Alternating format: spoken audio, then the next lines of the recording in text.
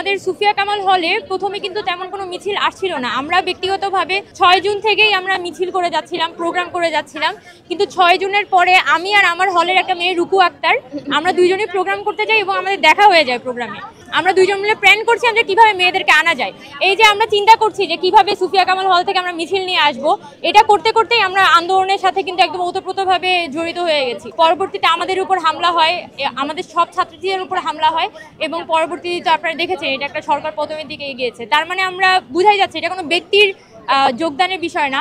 এই আন্দোলনটা কিন্তু সবারই নানানভাবে আমরা ঐক্যবদ্ধ হয়ে যখন একসাথে এসেছি তখনই কিন্তু এই সরকার পতন হয়েছে। তো যখন অবশ্যই ছাত্রলীগের হামলার শিকার হয়েছিলাম, রাতের বেলা টেলিভিশনে আমাকে দেখায়, আমার বাবা চাচা কেউ আসলে রাতে ঘুমাতে পারে নাই, কান্নাকাটি, আব্বা ফোন দিয়ে কান্নাকাটি করছিল।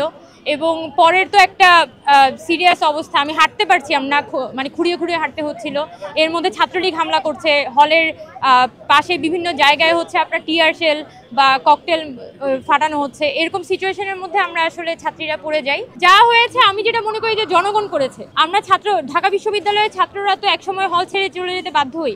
এখন আমরা প্রচুর মানসিক চাপে ছিলাম। যতটুকু আমাদের পক্ষে করা সম্ভব হয়েছে, যে সরকারের মিস ইনফরমেশন যেগুলো টেলিভিশন চ্যানেলের মধ্যে তারা ছড়াচ্ছিল, আমরা চেষ্টা করছিলাম এই মিস ইনফরমেশনগুলো যাতে আমরা অন্তত খণ্ডন করতে পারি, একটা প্রিন্ট মিডিয়াতে যাতে আমরা বলতে পারি যে সরকার যা দেখাচ্ছে তা ভুয়া। এইটাই আমাদের ওই সময়কার স্ট্র্যাটেজি ছিল, আর বাকি যা করেছে তা মানুষ করেছে।